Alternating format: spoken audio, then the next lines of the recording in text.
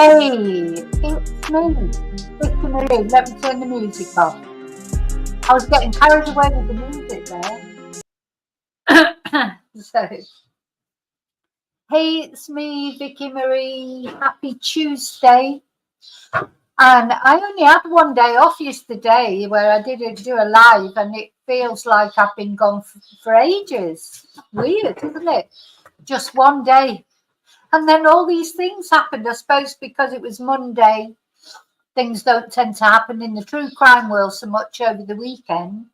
And then on Monday, everything happens, I suppose, or catches up from the week before. So it seems like there's all this news, various bits of news. I've got lots of things to talk to you about. Just going to go through it one by one. But yeah, first of all, thank you so that I can take the banner off. Thanks to all of you that watch my videos, all of you that subscribed, all of you that like my videos. Special thanks to my members. And of course, I've now got an extra membership level. So tonight I will be doing a live, special live for the Carry On Chatting level, which a lot of you have upgraded to. Some of you have had problems upgrading to it. I'm not really sure why that is. I don't really, not brilliant with stuff like that myself, but I know it's possible because people have upgraded to it as well, but we'll just keep trying. And what I want to do with that level on the Tuesdays, talk about different things. And yeah, the members will be suggesting things to talk about.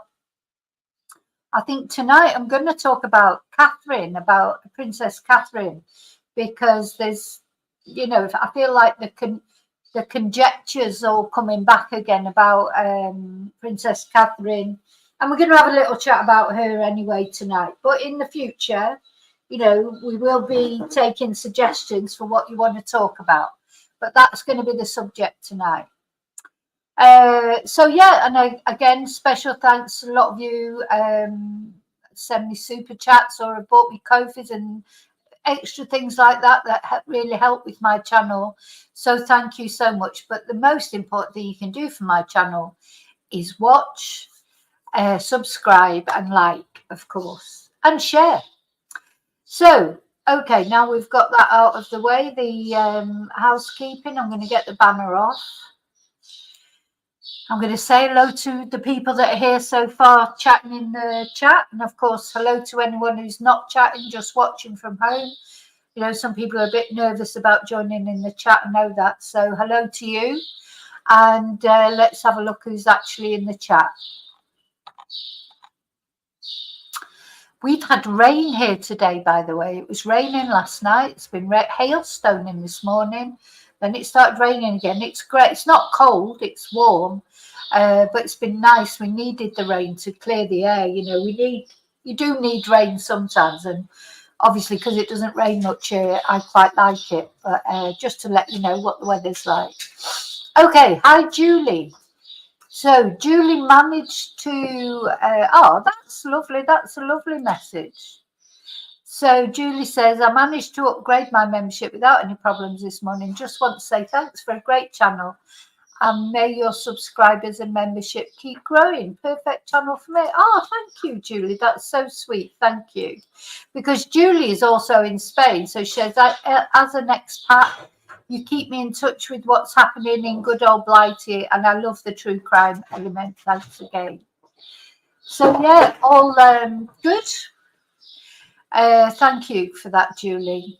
Yeah, we try and keep on all the topics. There's so much, to talk about, isn't there? And it always seems to me that it seems like nothing happens for a while, or nothing. All the stories go quiet, and then when there's developments in one thing that we're following, there's developments in other things. That's what's happened today. That's why I've got all these things to talk about. And Julie is also interested in the paranormal. Yeah, now I did do some videos on the paranormal. It was like opening like opening a box in to another world. Lots of weird things started happening. So I stopped doing paranormal, didn't I? But yeah, a lot of the chatters are interested in paranormal. and I will go back to it again. It's just probably after the elections, but or maybe on a Tuesday, maybe on the Carry On Chatting members live one time. But it was, yeah, it seemed like I did these things on the paranormal, and then everything started happening. Okay, so yeah, that'll go on the list. So that was my dog that our dog that just burped. Then it wasn't me. If you heard that, she's got a little bit of windy pops. Hi, Annie. Oh, Annie's sending a hug. Annie's sending a hug to all who might need it. We all always need a hug, don't we? So we send a hug back to you, Annie. Thank you. Hi, David. Hi, Ninja Chihuahua. So you're just going to bed, I suppose, because Ninja's in Australia. No news about Samantha Murphy, is there? As far as I know, I had a look this morning. I have a look every morning to see if there's any developments. And as far as I know, there aren't any. But there will be. I'm sure there will be. Hi, Quizzical Girl. Hi, Michelle J. Hi, Catherine. Michelle's in New Zealand. It's almost midnight. The Witcher now. We better not talk about paranormal now then.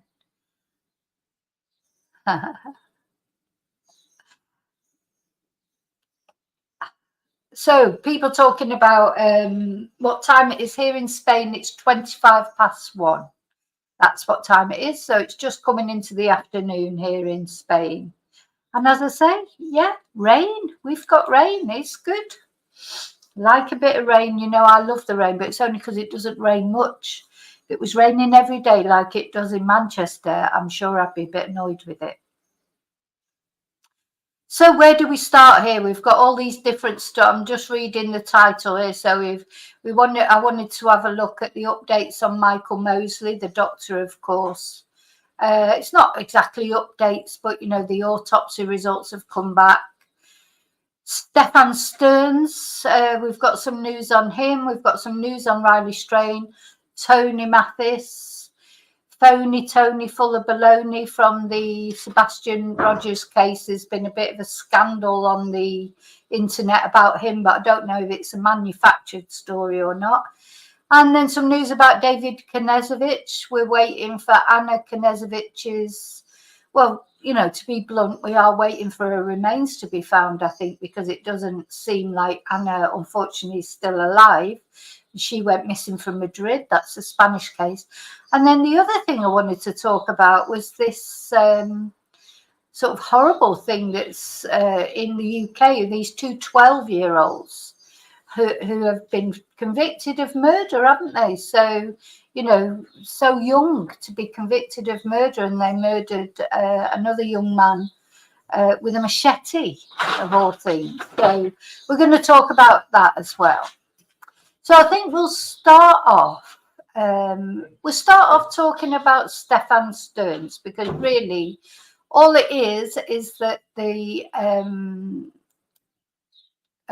police, if you like, the law enforcement, the attorneys, etc., involved in his case have confirmed that they are going to seek the death penalty in his case. Now, let me just see. Did I have a video ready somewhere? I've just come out of class, so I haven't. If I didn't have it organised from earlier, I might have to look for it now.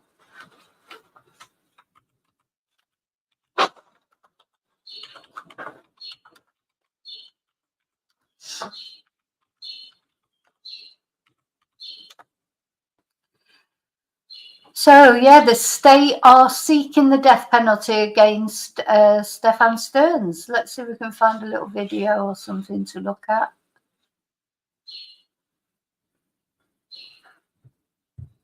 So there's been a lot of speculation about whether they would seek the death penalty or not. Anyway, they have confirmed now that they are.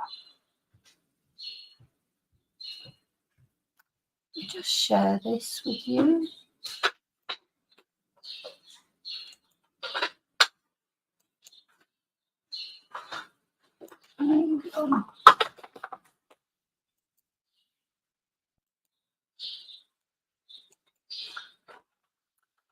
So, yeah, the state seeking the death penalty against Stefan Stearns in the Madeleine Soto case. It was inevitable, really, wasn't it? I mean, they've got so much evidence. You know, they've got all the phone evidence. I mean, I wonder what he's going to plead. He may plead guilty, you know, for a plea bargain. He may plead guilty to avoid the death penalty. Because the thing is, they've got everything with Stefan. They've got the Madeleine's body. They've got CCTV. They've got the images that he had on his telephone. You know, it's slam dunk, really, the case. If nothing, you know, drastic happens, if there's no, you know, unless there's some absolute disaster happens, there's just no way, you know, he's got no chance of getting off with this charge. Well, not only the murder charge, but of course the 60 charges against him of, you know, because of the images that he had on his phone. So, you know, he's not coming out of prison, whatever. So whether now they're seeking the death penalty, maybe that will make him plead guilty, save the trial, you know, save all that, the expense of the trial, etc. And maybe that's a way that he can avoid the death penalty. But he's not coming out of prison anyway, is it? Or he might go for it and see if he can, how's he going to convince a jury that he's innocent? You know, how is he going to convince a jury that he's innocent? It's impossible. So in Osceola County, the state attorney's office intends to seek the death penalty against Stefan Stearns, the man accused of killing his girlfriend's daughter, 13-year-old Madeleine Soto. Poor Madeleine. According to court records, he's charged with first-degree murder. He's facing one charge of first-degree murder and 60 charges related to sexual.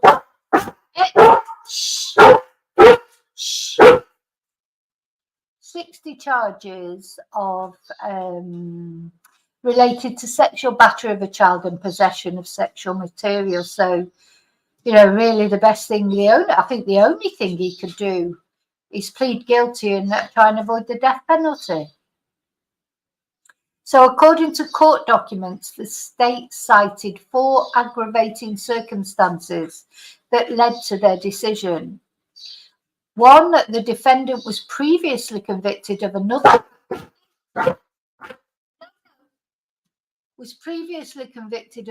capital felony or of a felony involving the use or threat of violence to the person. 2, that the capital felony was committed while the defendant was engaged in the commission of or an attempt to commit aggravated child abuse. 3, the capital felony was especially heinous, atrocious, or cruel.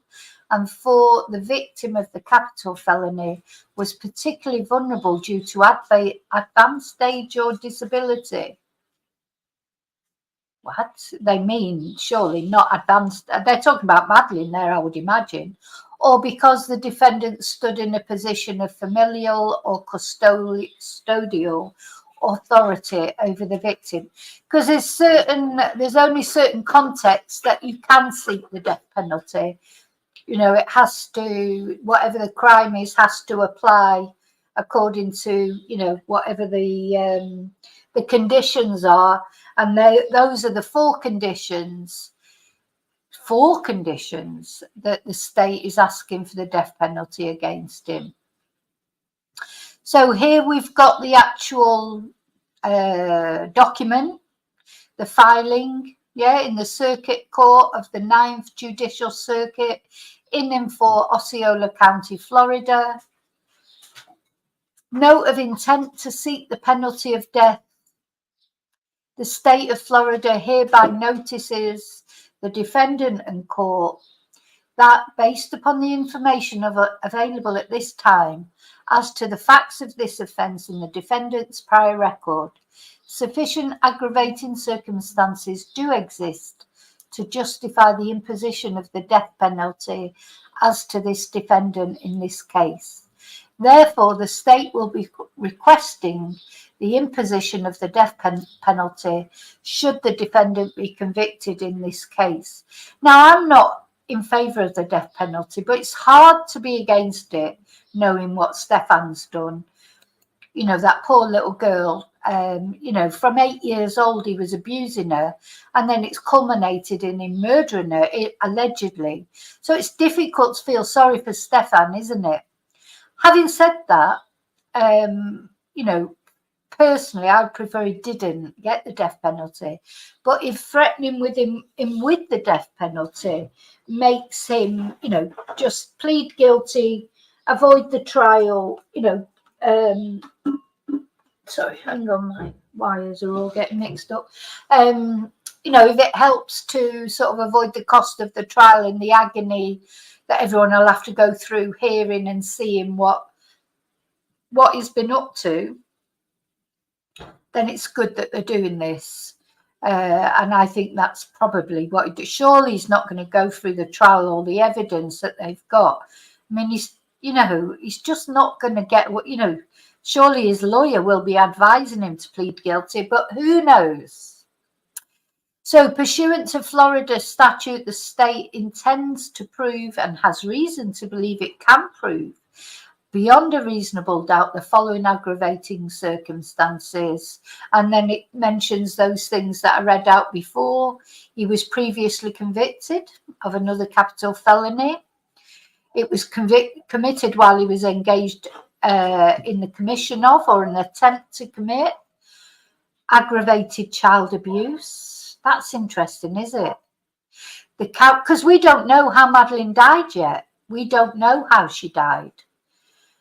So, you know, this sort of sounds like, did she die in the process of him trying to commit sexual battery on her? The capital felony was especially heinous, atrocious, or cruel, and the victim of the capital felony was particularly vulnerable. Yep, so that's been signed by the Assistant State Attorney, Danielle Pinnell. That's the news, the latest news on Stefan Stearns. You know, and remember, still no charges against Jen. I don't think Jen's going to be charged. I think, you know, at the end of the day, you can't charge someone just for being stupid, you know, which I think Jen is. I don't think Jen, I know a lot of people disagree with me, and that's fine, but I personally don't think Jen knew what was going on. I doubt but you know, I could be wrong, and she may still end up getting charged.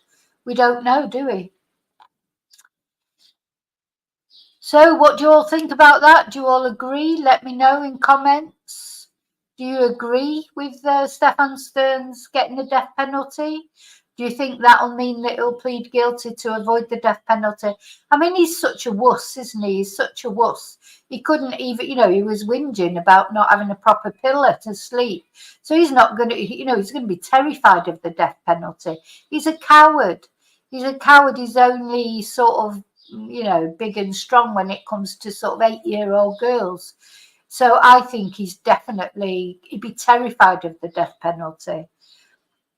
You know, but then he's probably not going to want to spend the rest of his life in prison, but that's his choice.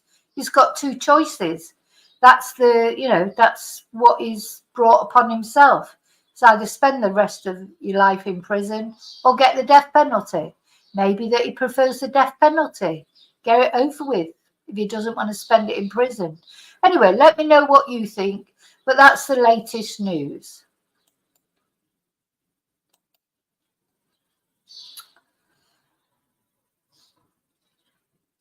Hi, BF.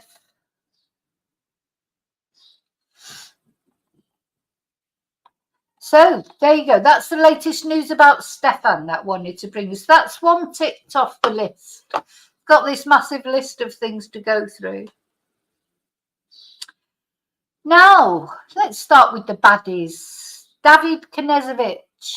So, you know, another case we've been following, of course, is the case of poor Anna, who went missing in Spain. And she went missing from Madrid, from her apartment in Madrid. She was on holiday. well, not really holiday. She'd come to live in Spain. Here's Anna. Let's have a look at a picture of her. Anna Henao, we should call her by Anna Maria Henao. I don't think her family really wanted to be called by her married name, Knezevich, because it's her husband, David Knezevich, who has allegedly kidnapped her. And actually, he has not been charged with murder yet because Anna's remains have not been found. I wonder if the police are waiting for that before they actually charge him with murder. So far, he has been charged with kidnapping. So, you know, those of you that remember, Anna, one minute she was there texting her friends and talking about her plans. And then the next minute, she just disappeared and sent strange texts to her friends and family saying she'd met some guy in the street. They'd connected immediately and she was going to stay with him in his holiday home just outside Madrid, but the internet was a bit dodgy, so she might not be in touch, and then she was never heard. She'd never been heard of again since then. And now, after sort of quite a long, you know, silence, like, because this case was made completely private in the Spanish courts, it went to the gender violence courts quite early on. And now I sort of understand why that's been, because the police probably had the CCTV of her husband, David Knezevich, David the Knob Knezevich. I think they probably had the CCTV of him really quite early on. They will have had their eyes on him right from the beginning, probably. So David is Serbian, born in Serbia. Anna Maria, she is Colombian, but they both lived in Florida. And they'd been married about 14 years. They had a business together. They lived in Florida. They're both American citizens. Then they had this acrimonious split up. They weren't divorced yet. They're still not divorced. But, you know, divorce was in process. And David said he was living in Serbia. It's nothing to do with him that Anna had gone missing. He's never been to Spain. He's got no connections in Spain. Blah de blah de blah de blah de blah. He wouldn't go to Spain to help to look for her. He wouldn't help her family financially to look for her in Spain. He wouldn't go back to Florida. He wouldn't take a lie detector test. He wouldn't do anything. And in the meantime, his lawyer was there on TV defending him on social media, saying he's got nothing to do with this. You know, it's a terrible situation, but it's nothing to do with David. He's in Serbia. Nothing to do with him whatsoever. Nothing to see here. So, of course, then it turns out he was not in Serbia all the time. He actually rented a car while he was in Serbia. And the distance that was earmarked on that car, that was marked up on that car when he took it back, was the distance that it would have taken him to get to Spain and back. He also returned with the car with tinted windows. He also changed the number plates on the car, said the previous number plates had got stolen. So it's all very dodgy.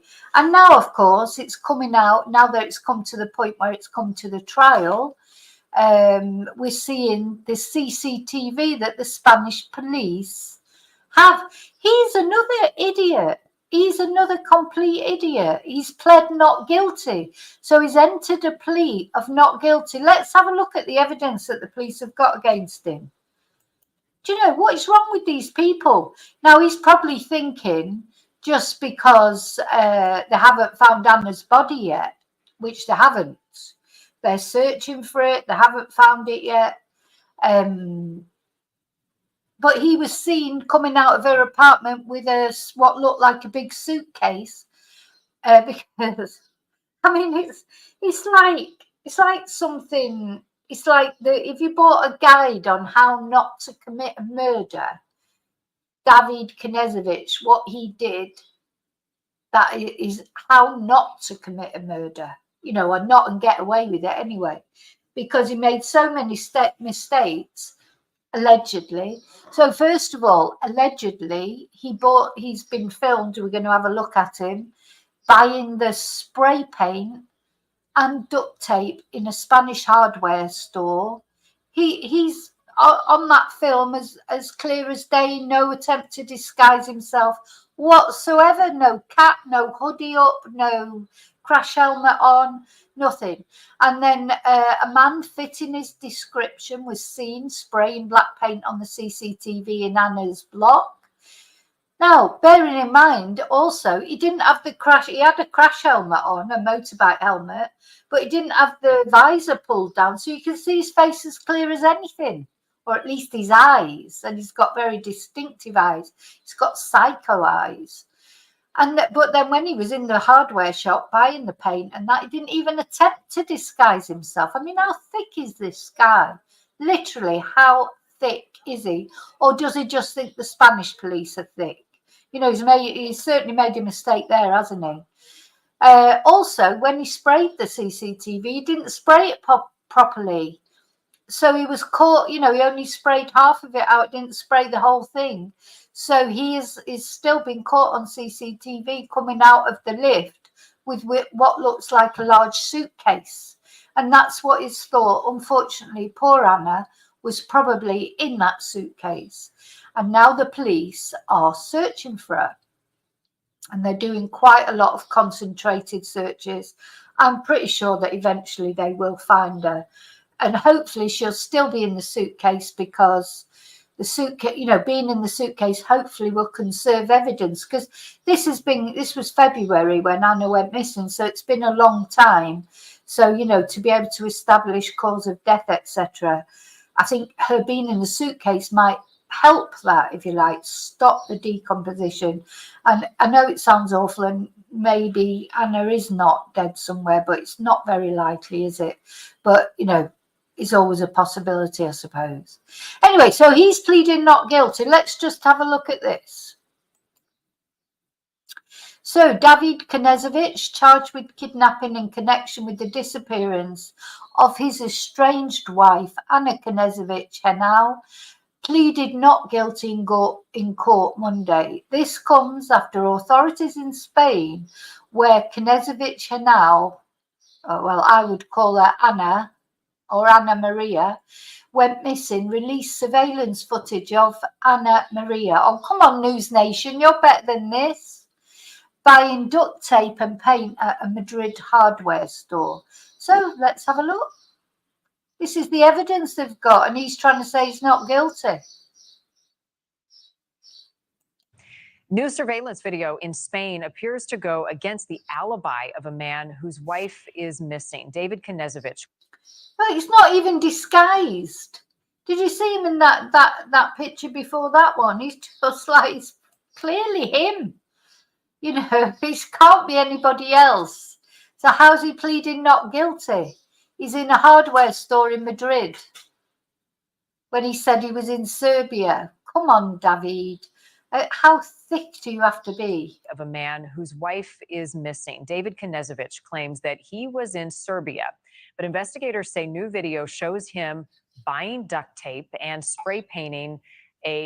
buying spray paint at a Madrid hardware store just hours before he was allegedly seen spray painting a surveillance camera at his estranged wife Anna's apartment. News Nation has covered this case extensively and has even interviewed Anna's family. Our senior national correspondent, Brian Nenton, is with us now to talk more about this latest development. Brian, good morning to you. Knezevich was in court within the last hour or so, pleading not guilty to the kidnapping charge in connection with Anna's disappearance. What else has happened? So can I just say hi, Chumba, and goodbye, Michelle. Today. Yeah, Marty, that court hearing just wrapped up a little while ago here in federal court in downtown Miami. We saw David Knezevich in court again. We saw him last week. He postponed his hearing to this week, and he just again pled not guilty officially. He does not have a bond right now, so he will stay behind bars. It was a quick hearing. Anna. Yes, so he was refused bond a couple of weeks ago, so because he's a flight risk. I notice it's raining there as well. It seems to be raining all over the world at the moment. David's wife. Her family was there once again. And it was interesting when we came outside, David Knezevich's lawyer actually spoke and said that right now they are hoping that Anna will come home, that they hope that she is safe and that she will soon return home. Yeah, that stupid lawyer of his. We watched that video, didn't we? That stupid woman, when Brian asked her, you know, he was laughing and joking apparently in court the last time he appeared in court. And he said to her, do you think that was appropriate in front of Anna's family? And his stupid lawyer said, oh, well, he's a funny guy. He's a funny guy. Oh, he's fucking hilarious. He's hilarious, this guy. Oh, God, you know, just the disrespect. Even if he hadn't done it, which patently he more than likely has, even if he hadn't done it, you shouldn't be laughing and joking when you're being charged with murdering your wife. You know, somebody's responsible for her disappearance. And if it wasn't you, you'd be concerned. You wouldn't be having a laugh and a joke and thinking it was, you know, a funny thing that was going on. But he's a funny guy, apparently, the lawyer said. Anyway, apparently wasn't so chirpy this time. You know, he'd be realizing he isn't going anywhere, this guy. He's another one. He's Stefan Stern's Mark II. He's stupid. He thinks everyone else is stupid and he's clever, but actually he's the stupid one. And as a result of that, he's probably going to get the death penalty as well, unless he starts telling the truth. He's hoping against hope that the longer they don't find Anna, the longer they won't have any, you know, any more evidence against him. But what other evidence do they need? They've got him in the bloody hardware store. Oh, it just defies belief how stupid these people are. And Anna has died at the hands, probably, allegedly, of this idiot. You know, it's just like, so poor Anna. But when you read through all of the documents and the police reports and what federal investigators say happened here, they say that David Knezevich is responsible for her kidnapping. He has not been charged with murder at this point, but in the latest charging document where they basically said that he was a flight risk and shouldn't get bond, they did allude to the fact that more charges could be coming soon, Mark. So let's talk a little bit more, Brian, about this surveillance video, him caught on tape buying allegedly duct tape and spray paint. Break down how significant this evidence is for the investigation and how much. Pretty significant. Pretty significant that he's in Madrid buying that paint. Pretty significant, isn't it, really? Prosecutors have of it. Yeah, this is big, Marnie. And these new pictures, which you're seeing right here, were just released a couple of days ago through the FBI and through the U.S. Attorney's Office. And you can see David Knezevich inside a hardware store in Spain buying spray paint. And then, this is perhaps the most telling, there is a photo of him in a motorcycle helmet, if we can go to that one, where you see him inside Anna Knezevich's apartment building where she was staying. There it is. God, how sinister. This to me is so sinister. There he is in this crash helmet. So what apparently he did, because you can't get in without ringing the doorbell, they think somebody was coming out. He will have waited outside for somebody who was coming out, and then they would have held the door open for him. You know, nobody would be expecting, you know, a murderer to be going in. You know, he looks a bit like a delivery guy or something. You know, it gives me the chills, watching. They'll have more CCTV than this, but just gives you the chills, doesn't it? In Spain, and there he is. So, although he's got his crash helmet on and he has got something up to his nose, I mean, it's as clear as day that it's David Knezevich. So, looking at this, the police must have known from day one. As soon as they got access to this CCTV, which was right early on, they knew it was David. They knew it was. Then it's just a question of, you know, proving it, finding out more information. But as soon as they saw this, they knew that was David Knezevich. What an idiot. But it just makes me even sadder. I don't, you know, to think that it's just an idiot like this has taken Anna's life. It just, I don't know why, it just seems worse somehow. Just awful man. He has the spray paint bottle. Look at that, Marnie, up. And we know that those spray paint, those security cameras in the building were spray painted.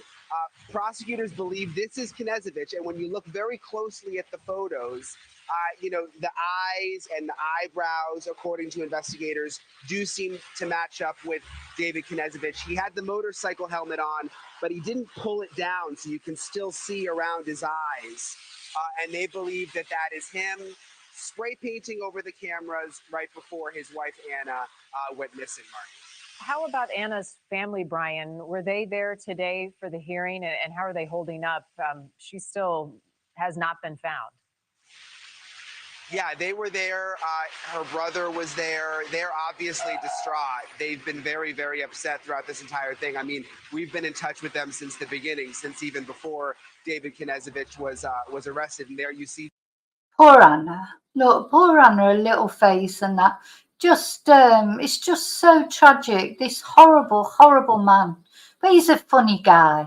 Oh, he's a funny guy. Hilarious. David and his wife, Anna, you know, they were upset last week, Marnie, because he was in court, and it was very strange. He was like laughing during the hearing and joking with his attorney, which Anna's family found very, very disturbing because he was doing that right in front of them. He wasn't quite as jovial today. Good, yeah, not quite as jovial today. I think maybe it's finally sinking in. Thing is, for a thicko like David, it's probably taken a long time before it's sinking in. You know, as the police are disclosing the evidence that they've got, maybe it's finally sinking in, David.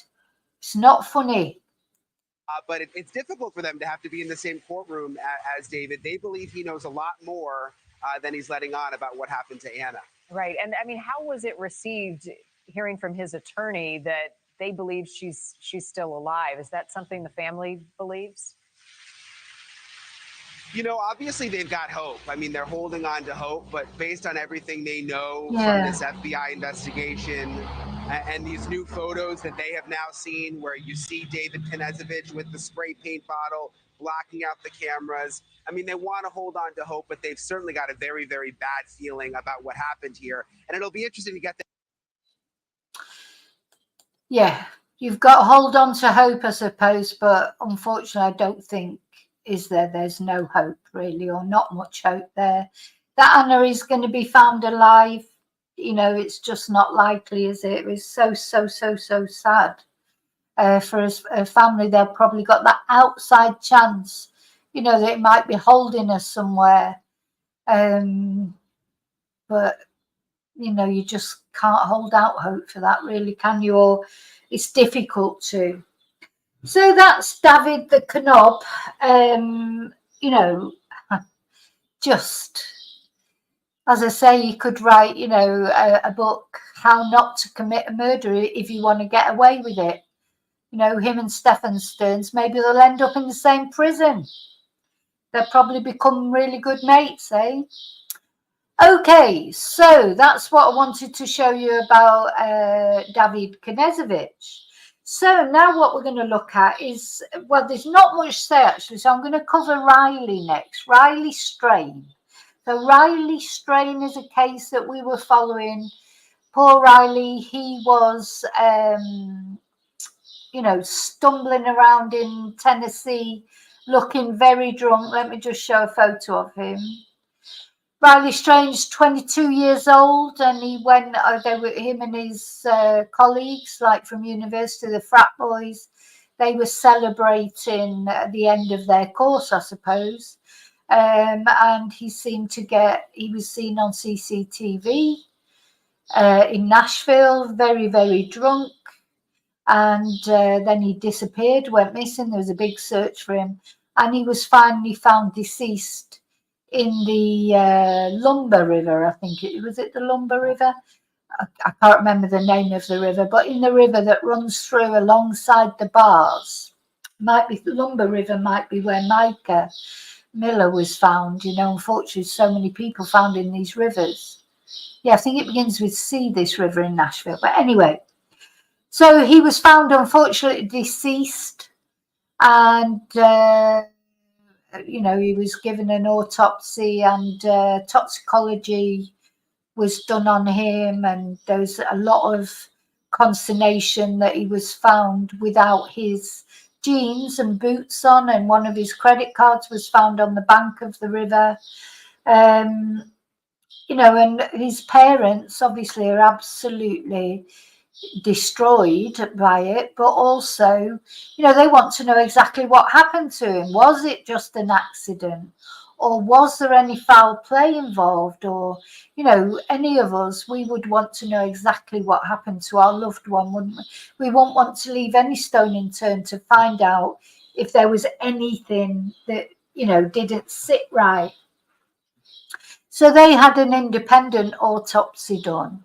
Now, I was hoping to give you the full update of this today, but it's still apparent. Some people are saying no, that the autopsy results are out, the toxicology reports are out, there's no drugs in his system, because there was some sort of speculation that had he been roofied, because he just watching the CCTV of him wandering around, he just seems so out of it. Had he been roofied, or was it just alcohol? They were saying that he hadn't had that many drinks, so a lot of speculation. Hi, Matthew. There was somebody else I thought somebody. Oh, hi, Kelly. So anyway, apparently, so I've seen on Twitter, some people are saying, yes, the results are in. There's nothing. There's no sign of foul play, no sign of drugs in his system, but having said that, then other people are saying, no, hang on, the full results haven't been given yet. I'm just going to check, see what I can find. So I may have to sort of postpone this again. Some people are saying no. Let's have a look at this. This is Court TV. They're normally quiet.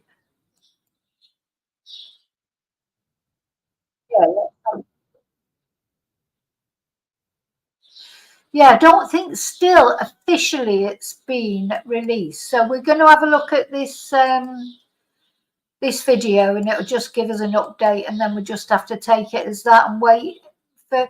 I'm waiting to hear from his family really to speak, and say what they think, and if they're going to take it any day or now. not. But we do have his toxicology results. The University of Missouri student vanished after a night out with friends in Nashville back in March. And there's been a lot of speculation about what exactly happened to him that night. But before Riley was found in the Cumberland River days later, Scripps News Nashville reporter Nick Barris has the latest. It was more than 2 months ago that Riley Strain was last seen along this stretch of Gay Street, just above the Cumberland River. He disappeared, and now finally, we have a better idea of what exactly happened to him. We know that the 22-year-old University of Missouri student's body was found in the Cumberland River 2 weeks later. My company works on the river. I have just found a dead body. I believe it to be Riley. At the time, Metro Police Chief John Drake said preliminary indications were that it was a horrible accident. But there were some odd circumstances. Strain's wallet was missing and his bank card found along the bank. His body was recovered without pants or boots. So questions remained about the cause of death and whether there was foul play. The autopsy was to provide answers, but to date, it still has not officially been released. A lot of times when an autopsy report takes a little while to be released, it makes individuals somewhat suspect that maybe there's a criminal investigation. News Channel 5 has learned toxicology is now back to go along with the completed autopsy, and all indications are what happened was an accidental death, a drowning.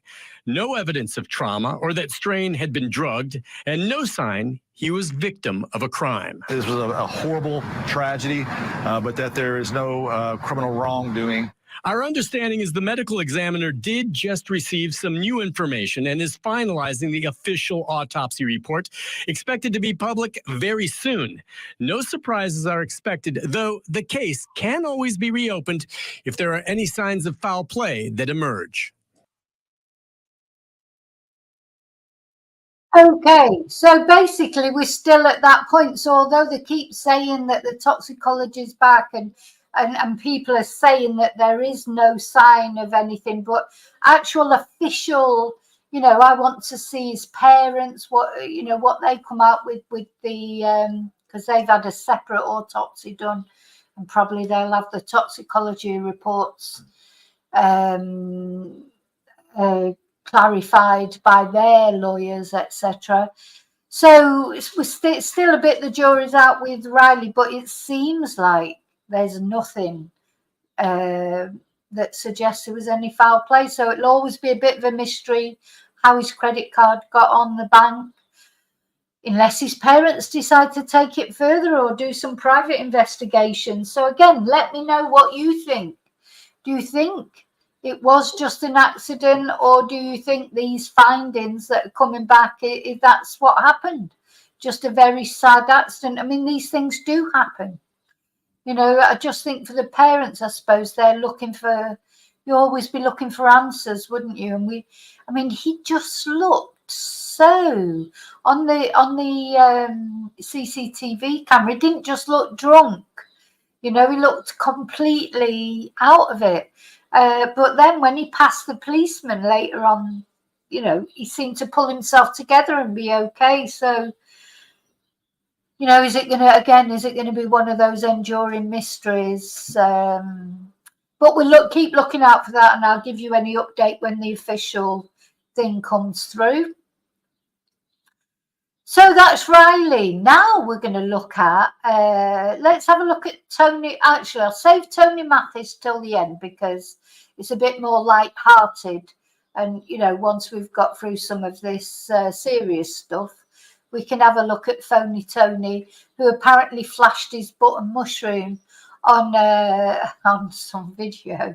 I don't necessarily think he did. He might have been set up there. It may be a video that's been staged. Well, you'll let me know what you think, as always. So let's talk about Michael, the doctor, who, of course, we know was on the Greek island. I don't think I've got a photo of him here on my... but anyway, I can find a photo online. So, yeah, Michael Moseley, the TV doctor. Very sad, wasn't it? So on Wednesday, was it last Wednesday? God, it seems like a lifetime ago. He was on holiday on the Greek island. He decided he was on the beach with his wife and two friends. He decided he was going to make his way back to their apartment where they were staying. And we don't know really whether he took a wrong turn or what. But for some unknown reason, he ended up walking all around this island in 46 degrees heat with an umbrella. And apparently he did have a little bag, whether he had water in that bag or not, I'm not sure. And disappeared. And then, of course, they were searching for him for days on this Greek island and didn't find him. And every day that passed, of course, it looked more likely that he wasn't going to be found safely. And then it turns out a Greek film crew that were actually on the water in a boat caught a glimpse of him or of something next to a fence, right next to the restaurant, a bar and restaurant, literally a couple of minutes from safety. He was noticed something there, went back to shore, made the picture bigger, and saw that was in fact a body. So then they called the authorities. The authorities went, and unfortunately, it was the body of Michael Moseley. And his umbrella was there, his rucksack was there. Look, there's a lot of conjecture. Did he sit down because he wasn't feeling well and then he just succumbed to the heat, fainted, maybe he had a heart attack? Anyway, there's been an autopsy. The autopsy has decided no foul play. There was no, because at first as well, they thought he might have fallen down, but no sign of, trauma to the body or anything. It appears that he either just sat down for a rest but they cannot establish his cause of death. So although they're saying there's no foul play, they're not actually saying what the cause of death was, or they're saying that they can't say what the cause of death is. So let's just have a look at so that's the latest news, really, is that it seems like it was just, he just succumbed really to the heat. So they think he died, or he fell down there. They're saying they've got CCTV of him collapsing, that apparently they've had ever since he disappeared. So, I sometimes you just think, what is the truth behind these stories? But they think he been there from day one, from the first day he went missing. So I think it's 4 or 5 days, but he wasn't found. Just seems odd to me anyway, but let's just have a look.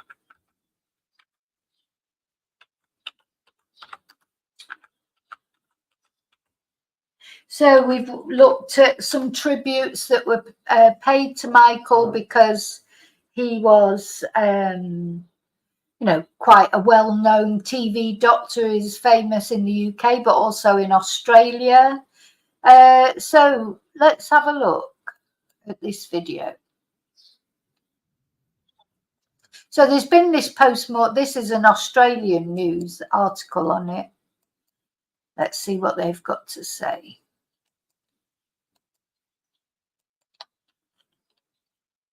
Dr. Michael Moseley has concluded he died of natural causes. The 67-year-old's body was discovered on the Greek island of Symi after he went missing during a walk. Investigators say the position of his body and lack of injuries indicate he became unwell, sat down and died a short time later. Unreleased CCTV reportedly shows Moseley stumbling and falling out of view on the hillside where he was later found. Yeah, so they've got this CCTV of him walking, but there's apparently more CCTV, but that hasn't been released. That would be upsetting, I suppose, for his family, where he was seen just stumbling and falling out of view.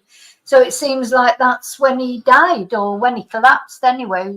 I know it sounds awful, I just hope he did die instantly, because the thought of him lying out there in that heat and everything is just a horrible thought, isn't it? So we have to learn that. Let me know in comments what you think happened.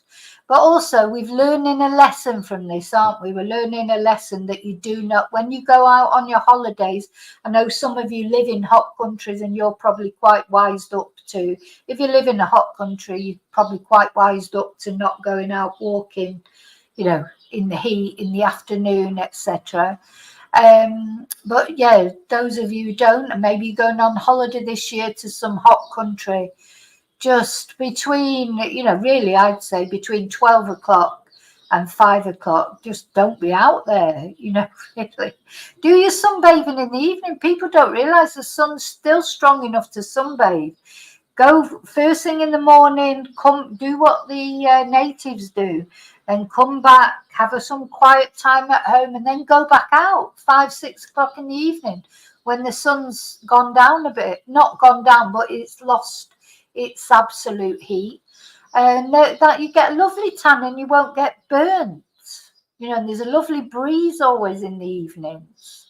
So, that's a lesson we've got to learn from this. Quite often you see, at the end of the day, poor Michael, he's paid the biggest price for this, of course.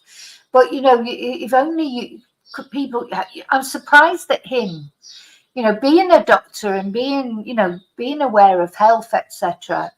I'm really, really surprised that he did this, unless he just got lost. I don't know. But, it makes me annoyed when not only these sort of things, but seems like quite often lately, I've read cases of people that have gone wandering, in the mountains, like in Glencoe in Scotland. There was one recently, it was a guy and his son. He'd taken his son off round Glencoe, and the both of them died, or they take their bloody dogs or whatever, and they go off into the wilderness and get lost. And then they're found, the air rescue, etc., has all had to go out looking for them. And not only that, then his son was dead or the dog's dead as well. Don't do those sort of stupid things. If you want to go around mountains and do dangerous things, go in a group.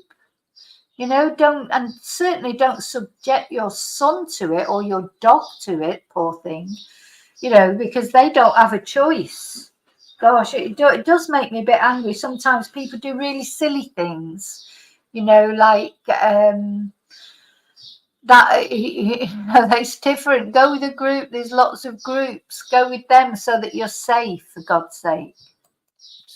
The wife of British TV doctor Michael Moseley has spoken movingly about the loss of her kind, funny and brilliant husband. His body was found by a news crew on the edge of a Greek island resort. For days, they'd been searching rugged, hilly terrain across the island of Simi, his body located against the fence of this beachside resort. It was a news crew filming from a boat who made the discovery, ending the 5-day search started after the television personality went missing during a walk in incredibly hot weather on Wednesday. Yesterday, the helicopter passed from this point about 20 times. There were drones, there were everything. I think it's just bad luck. With tourists. Yeah, passed over 20 times. Oh, and this was the poor little dog. So the poor dog got its paws burnt, helping to look for him. Why didn't they have little shoes on it? Oh, do you know? I could feel myself getting really angry talking about this. But this also is when people do dangerous things like that, put themselves in danger, they affect everybody. Carrying on their holiday over a fence, the doctor's body was carried down the hillside as a wife paid tribute to her husband. It's devastating to have lost Michael, my wonderful, funny, kind and brilliant husband. We loved each other very much and were so happy together. Michael Moseley featured regularly on television programs around the world, including Australia, but particularly here in the UK on the BBC. The national broadcaster saying it was deeply saddened by the loss of a doctor who inspired so many to live healthier, fuller lives. Jamie Oliver joined tributes online, posting what a wonderfully sweet, kind and gentle man he was. He did such a lot of good for public health. He made science and health accessible to all. His body has been taken to a neighbouring island where doctors will try to work out how a man who spent so much time improving the lives of others lost his own.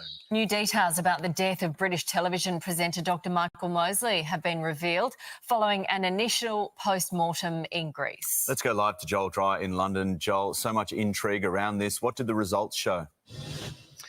Good morning, guys. Yeah, that initial post-mortem examination on the body of Dr. Michael Moseley has concluded he died of natural causes. That is to say there were no obvious injuries to his body that could have played a part. So one of the theories was perhaps he had fallen down the mountain, perhaps received a serious head injury. That has now been ruled out.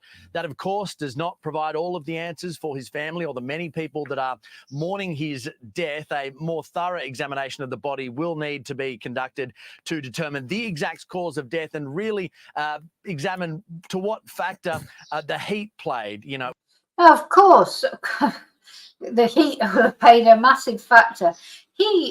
Something that I didn't know that I found out while I've been researching, he was a diabetic as well. He's a type 2 diabetic.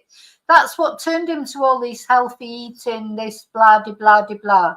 You know, because I don't know if he was overweight before. I don't know because I don't really know that much about him because he's obviously not overweight now or recently. But apparently that's why he developed all these diets, you know, or this diet, this fasting diet. It's supposed to help reverse type 2 diabetes. He was a diabetic. That's another reason he shouldn't have been out in the heat, because, of course, if you've got diabetes, don't you dehydrate very quickly and you need a lot of hydration? I don't know. But so that's another thing that surprised me about him. I just think sometimes people think they're invincible, and of course they're not. It's a shame. It seems like he was walking for 3 hours. Walking for 3 hours is hard enough in normal conditions, but on that horrible look. And do you remember? Have you seen it? I think I don't know why anybody would want to go there on holiday. What's nice about it? Yeah, there's a nice little beach down there and a beach bar, but you find that in any country, anywhere in the world. Look how ugly this terrain is. So apparently he came down here, didn't he, I think, and he's fallen somewhere in here, right near the fence. So why he wasn't spotted when all the drones went over and that, I don't know, but it's not exactly, I tell you what, I won't be rushing to book a holiday there. I mean, it's not very pretty, is it? That are mourning his death. A more thorough examination of the body will need to be conducted to determine the exact cause of death and really examine to what factor the heat played. It was so hot on that day that he went missing. The one key bit of information that was released today is his exact time of death. It was around 4 p.m. on the day that he went missing. Sadly, that means his body did lay just on the edge of that beach. 4 p.m. on the day he went missing, and wasn't he last seen at 1:30? 1:32. So only 2 hours then that he'd been walking around or whatever. So he'd been lying there all that time. Side resort for the days that the search was underway. Also, what we are not clear on is why he ended up there. We know that he set out for a walk on Wednesday.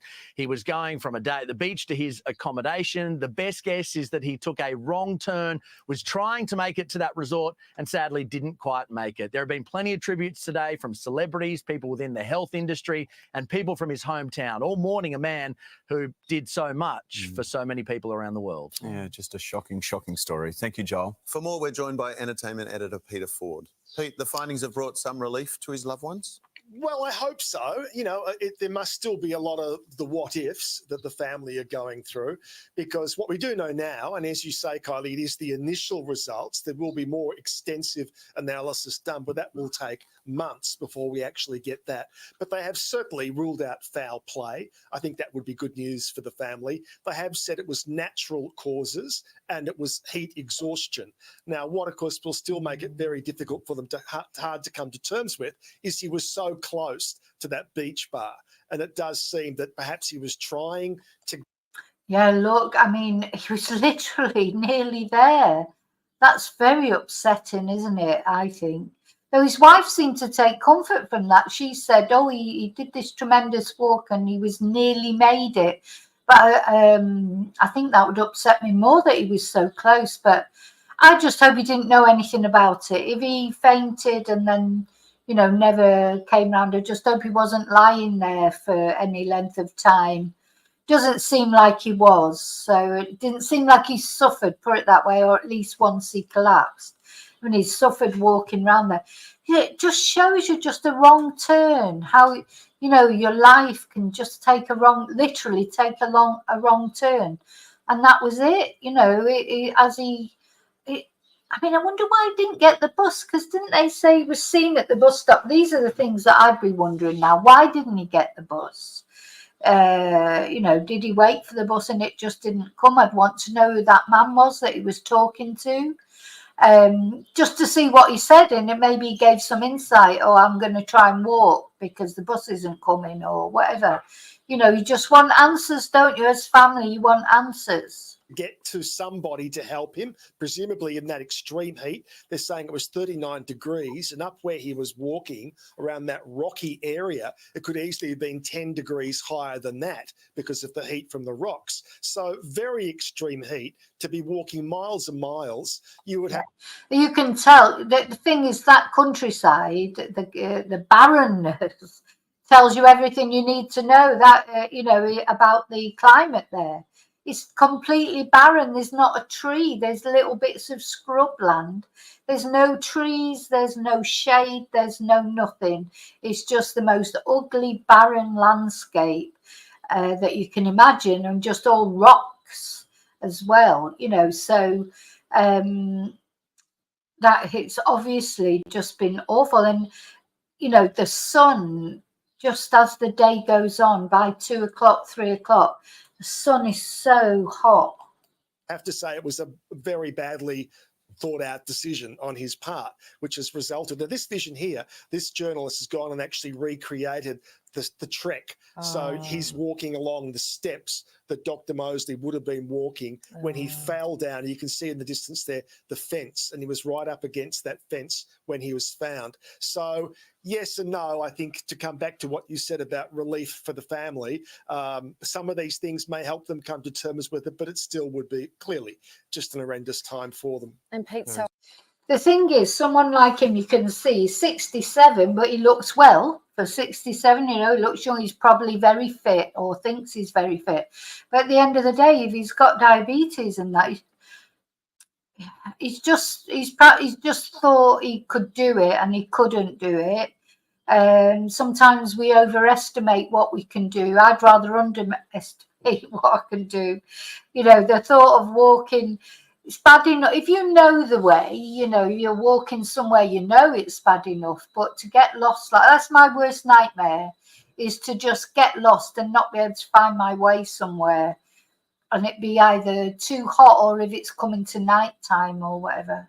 So he laid there all that time. All those people were sat having their meals, drinking, enjoying their holiday and that. And all the time, this poor guy was literally just there. Heartbreakingly close. Yeah. And I heard, and I have heard there is CCTV footage that they've been able to find, which does show it was handed over. Yeah. It was handed over last Wednesday, but it wasn't picked up on. I mean, and of course that's going to. God, so there's supposedly they handed the CCTV footage over last Wednesday, but it wasn't picked up on. I mean, it probably wouldn't have changed the fact that he died, but it would have, you know, put the family out the misery earlier, finding his body earlier. Hi, Bridget, by the way. I meant to say hello to Bridget and I forgot before. But yeah, oh gosh, lying there all that time, so sad.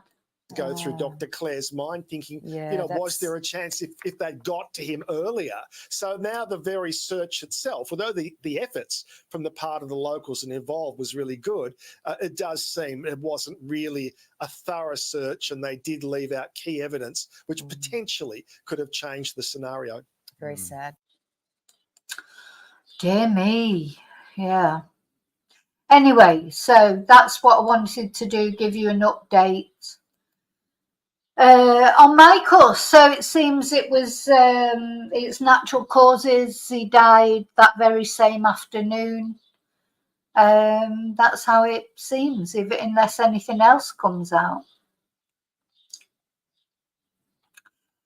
Okay, right, where are we going now? So we've talked about Stefan Stearns, we've talked about Riley, we've talked about David Knezevich, and we've talked about Michael. So there's two things left that I want to tell you about. Now, I'm sort of running out of time, but I want to just talk briefly about these 12-year-olds. So in the UK, any of you who are in the UK will probably know. If you're not in the UK, maybe you don't know. But two 12-year-olds have just been convicted of murder with a machete.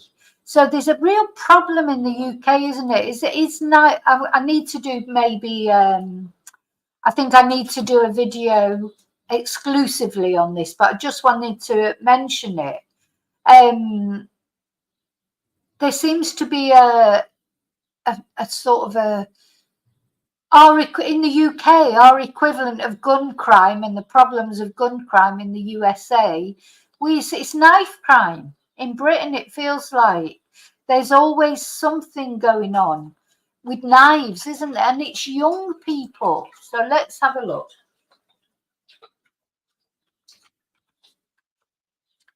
And the fact that when I say young, I mean really young, 12-year-old. 12 years old, and you know, this has never really happened before, except for in the Bulger case, in poor little Jamie. You know, that children have been so horrible, you know.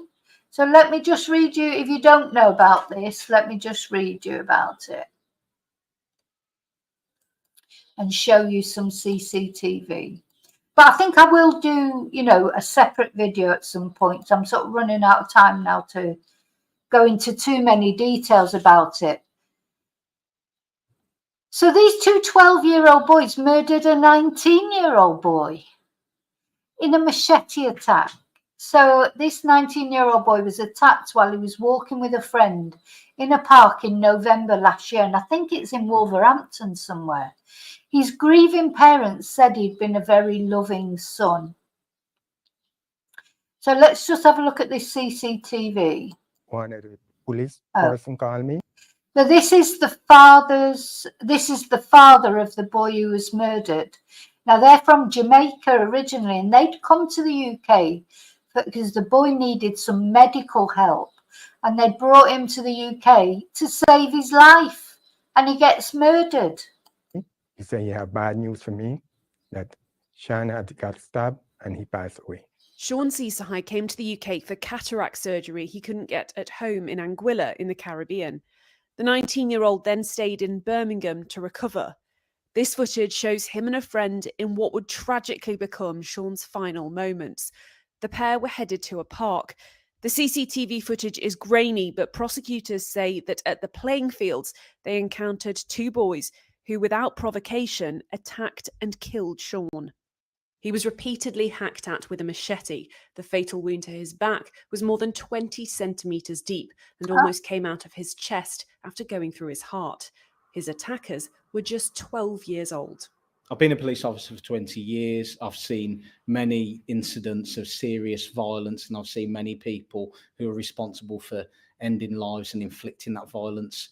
When you look at the facts of this case and see some of the decisions made by the suspects after the offence, it does bring home to you the level of immaturity that we're talking about. This is where detectives found the machete hidden under the bed of one of the boys. They also found pictures like this on his... Yeah, so they've got a 12-year-old's got a great big machete and got these swords as well. For Christ's sake, oh, sorry, no offence to religious people, but I just think, how can that be that they're allowed these weapons? Where did they get them from? Did their parents know they had them? And how were they just carrying them around on the streets? A sword. And he'd previously posed while carrying a large knife. Both children denied murder and in court blamed each other for the attack. They can't be named because of their age. Sean's parents were shocked to hear how young his killers are. You don't know what these kids have. This world is a different world. Kids are dangerous now. Kids are dangerous now. You know, that's terrifying. You would never have been scared of a 12-year-old, would you? You know, like it now, they're scarier than grown adults. You know, so many, this just seems, you know, quite lately, especially in the UK with knife crime, all these young people doing these awful things. What's even occurring to them to do that? They haven't said it was racially motivated, but I wonder if it was. I don't know, because, well, we can't, the boys haven't been identified anyway because of their age. So we don't really know what race they are, or, you know, we just don't know. But whether it's racially motivated or not, at the end of the day, it's just unbelievable that any child, it's unbelievable that anyone could just attack someone like that with a machete, stab them through the back so hard that it came out the other side, stab them in the head, etc. Those weapons, why would you even think about doing it? And especially for a 12-year-old. And if we don't pay attention to our kids, it will happen every day. He's so loving, you know, he always there for us. He's a very protected child too, you know. When his father come, he said he go help his father with all the tools. He will help me home with the chores. He loves to do that, and he very loving, very loving. Sean wanted to make a life in the UK and pursue a career in engineering, one of many ambitions he never got to achieve. And the children who took his life have forever changed the course of their own. Their actions so shocking and so senseless. Yeah, so there's more victims here as well, because they're families as well. You know, we can't judge, you know, some people might think, well, why, how were they allowed to have machetes or whatever? But, you know, you don't know everything your child gets up to. The machete was probably hidden somewhere. I don't expect it was hung up on the wall or whatever for their parents to see. But yeah, it won't be nice for the families of these two boys. The two boys' lives has been ruined. You know, it's just a horrible tragedy. Now, yeah, somebody was saying on the chat, yeah, they did in the end name the Bulger killers, Jamie Bulger's killers, didn't they? They did name them. They may eventually, because it's only the judge can say if these boys can be named.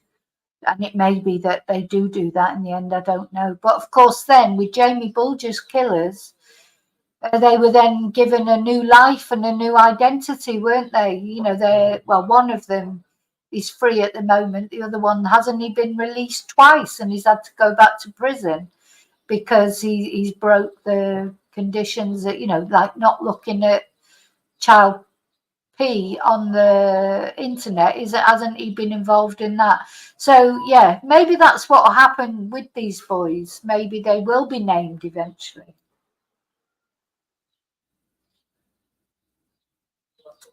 Oh, that's the end of it. Hi, Nurse 2. Hi, 411.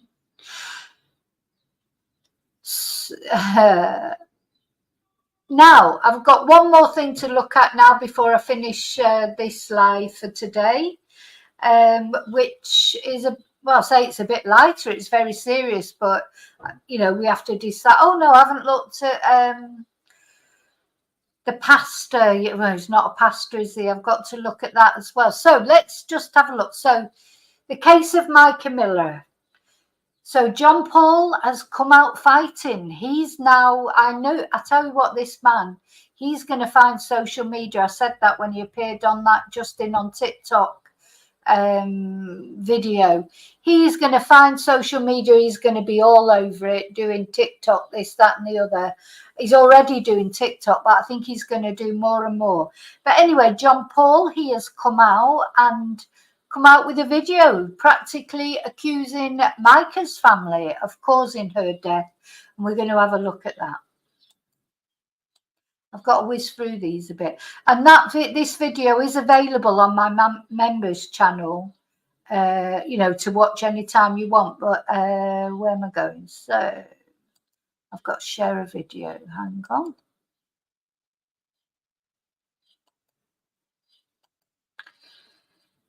Good old JP, hey? I am here to let you know that my silence is nothing more than wisdom and self-control. So, first of all, funny that, isn't it? Sat there just positioned right next to the Spider-Man. You know, he loves his comics. He likes to think he's some sort of superhero. You know, he's just like, why is he doing this? So he's trying to, so his silence is nothing more than wisdom and self-control, according to him. Let's start it again. I am here to let you know that my silence is nothing more than wisdom and self-control so that we can win the war that is up ahead. And I am looking forward to presenting over 350 pieces of proof on what Micah thinks about her family and 350 pieces of proof on what Micah thought of her family. So he's brought this war to the family right from the beginning. You know, and this is not him responding to them and what they've said about him, because right in the beginning, he immediately sent them messages and said, look what you've done. Look, the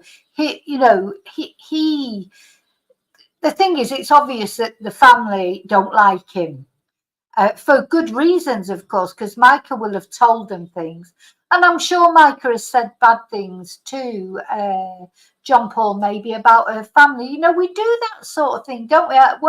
Whoever has not said, oh, God, you know, I don't know, my brother or my sister really got my nerves today, or said this or did that. But he's trying to say as if it's them that pushed Micah to take her own life. you know, but he is a very, as you say, Chumba, very, very creepy person. What Micah thinks about her lawyer and the things her lawyer's saying and the things that her family's saying and Charlotte and all these other people that are saying things. People forget that Micah corresponded with me more than anybody else on planet Earth. And I know her heart, and I have her text messages, and we're going to disprove. I know her heart, and I have her text messages. Well, there won't only be bad text messages about her family. You know, I don't suppose they'll be showing the horrible text messages that exchanged between them, you know, where he threatened to, you know, show nude pictures of her online. And I don't expect to be talking about that. He'll just be showing whatever nasty message he's been able to come up with, or any bad things she might have said about her family, you know, which people do say things, you know. So let's see. But, you know, were her family stalking her? Were her family tracking her car? Were they making her life a misery? Were they threatening to put nude pictures on the internet, or in fact even doing that? Were they doing that? No, he was doing that. All the lies that are out there. And there's so many lies, it seems like everybody thinks the world is flat. And you ask them why, and they say, well, it says on the news the world's flat. Or, you know, Robbie Stinky Harvey said that it's flat. Or JLR Never Investigates says that it's flat. Well, so he's obviously been watching all the things. So we've got this Robbie, what did he call Robbie Harvey? I mean, it's almost comical, except it's serious. Robbie Stinky Harvey, that's what he said. He's very mature, isn't he? You know, Robbie Stinky Harvey. You can see how mature he is because of the Spider-Man behind him. And then he says JLR Never Investigates. Now, if he wants to take JLR on, well, good luck, because we all know that JLR, he knows a little bit about suing people. So if he thinks he's going to take him on, he'll have a bit of a stretch. Flat. Or JLR Never Investigates says that it's flat. But when I get to court, I'm going to show you that the world is round, and you're going to be shocked at some of the things that you see that Micah says. And we're going to find out actually who is responsible for my wife's death, and Micah will have justice. So we're going to find out who is responsible for my wife's death. They weren't even together, weren't they separated? Oh my God. You know, he just won't leave it alone, will he? You know, what he should be saying really is, yes, you know, it's terrible. You know, I feel bad now that we went through, but, you know, we were going through a bad divorce. I mean, I'm sure he and Micah probably had a lot of back and forth. You know, but can't he be humble? He's supposed to be a man of God. You know, can't he be humble about it now? Why has he got to be? He's loving the attention. You look at his face there. He doesn't look upset, is he? He's not upset. He's loving it. He's loving being all over social media, etc. He's even, the thing is, for a narcissist, for a psychopath, any attention is better than no attention. So he's loving it. When it's all said and done, and I'm going to make sure of it. So thank you so much. I look forward to seeing you soon. God bless. Look at the smile. Look at that. Look at the smile.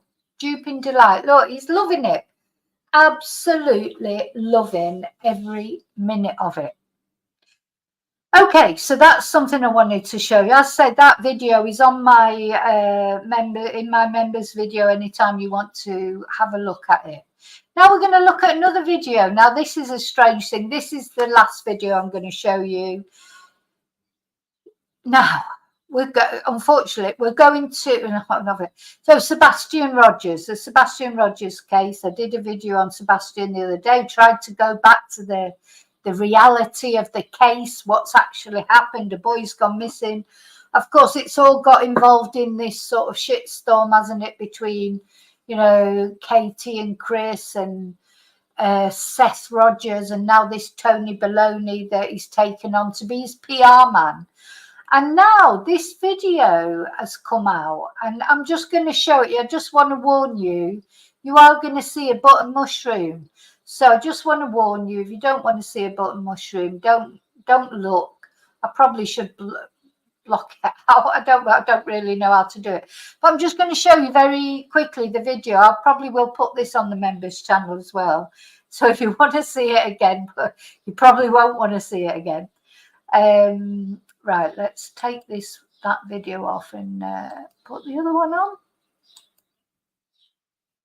So everyone's so TikTok Tony, they call him, don't they? This Tony Mathis, who's got involved with Seth, and he's made everything worse. And now a lot of YouTube creators have had these cease and desist letters telling them never to mention Sebastian again, not to mention Seth.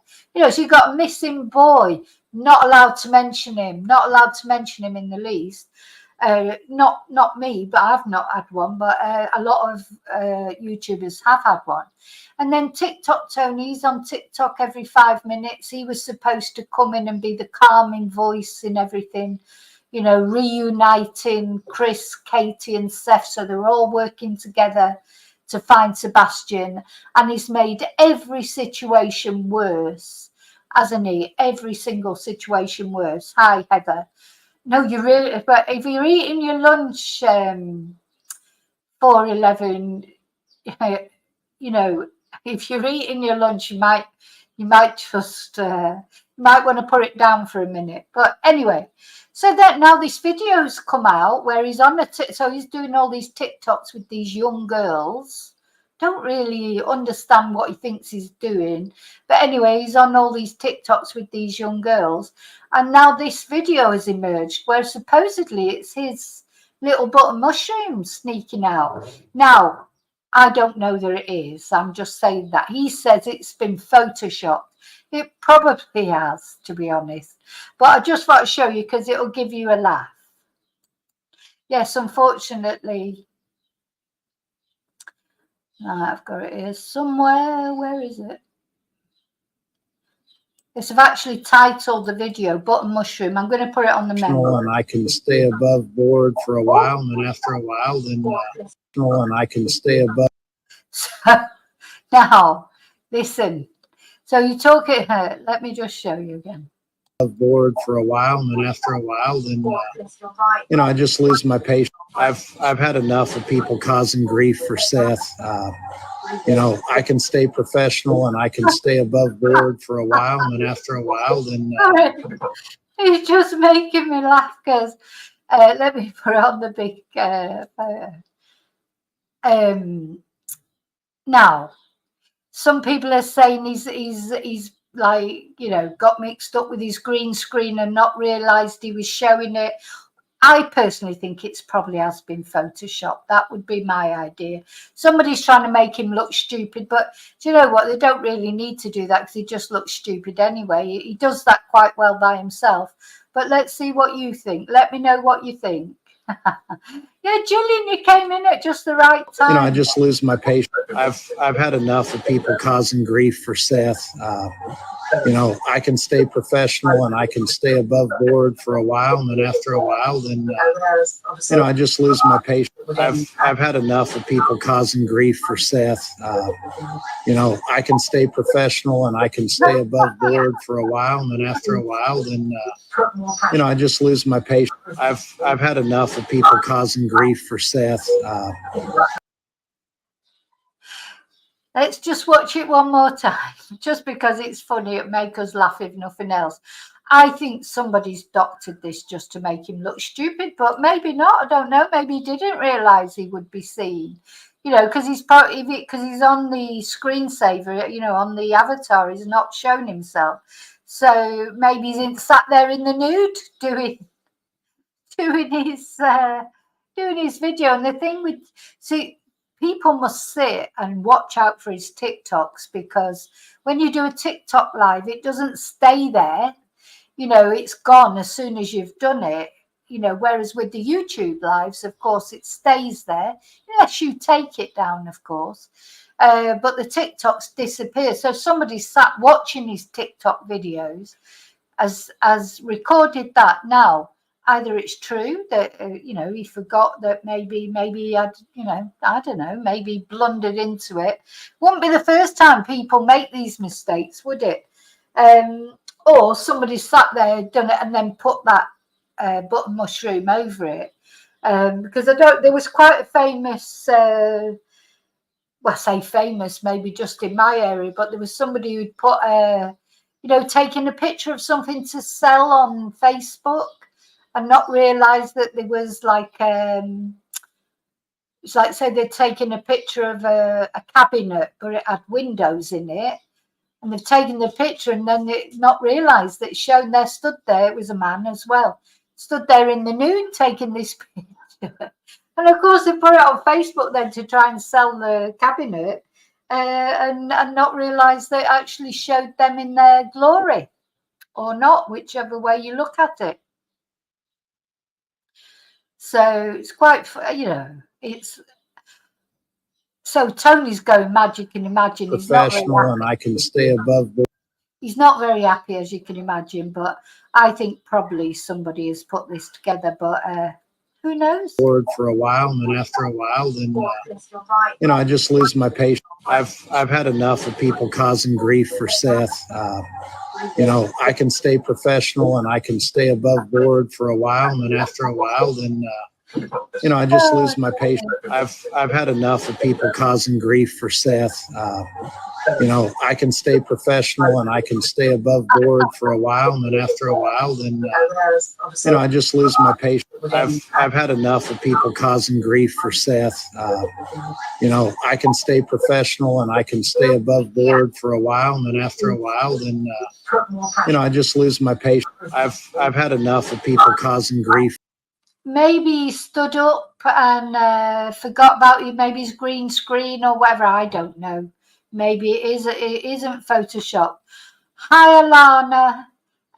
Long time no see. Yeah, well, you came in just at the right moment when Tony the phony was showing his button mushroom. For Seth. Right. That's it. I don't think we'll look at it again, but I'm going to put that. I am going to put that up on the members. Oh, and Rustic's just coming at the right time as well.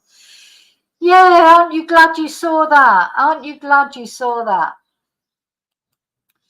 So that's the latest in the drama that as the poor Sebastian's case has turned into. Now, whether, as I say, whether that really was his or whether someone's, I don't know.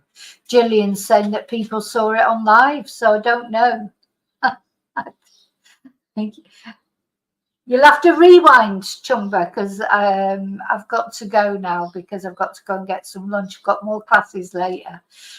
But yeah, so few. So that'll teach me to have one day off doing lives, won't it? I had one day off from lives and then all this accumulated to show you. It's just, you know, this batshit world we live in. There's always something crazy going on, isn't it? Always something crazy going on in this world. Anyway, I hope you found that interesting. I hope that Tony the phony's button mushroom didn't put you off your lunch. If you go, I'm having some mushrooms for lunch as well. I might have to give the mushrooms a miss. So yeah, it's crazy, isn't it? It's crazy. The world is crazy. We haven't even gone into the election manifestos or the football's coming up, the Euros starting at the weekend. You know, there's just always something to talk about. So for those of you who have for those of you who have upgraded your membership, thank you so much, and I will see you tonight. We'll be doing I'll be doing a live. I think it'll be at 9 o'clock Spanish time because I have got late classes on a Tuesday. And I'm going to be talking about Princess Kate. Just some things that have come up that are interesting, and we hope that she's, you know, we hope she's recovering well. Of course, it's all gone very quite still. There's some, you know, there's quite a lot of speculation. Anyway, I'm going to talk about that later, and I just hope she is, you know, recovering, because we don't know actually what cancer she has, do we? So it's hard to, you know, get a prognosis, if you like, or to think, you know, all cancers are horrible, but some have better prognosis than others, don't they? So we don't know what cancer Kate has got, but anyway, we hope she's okay.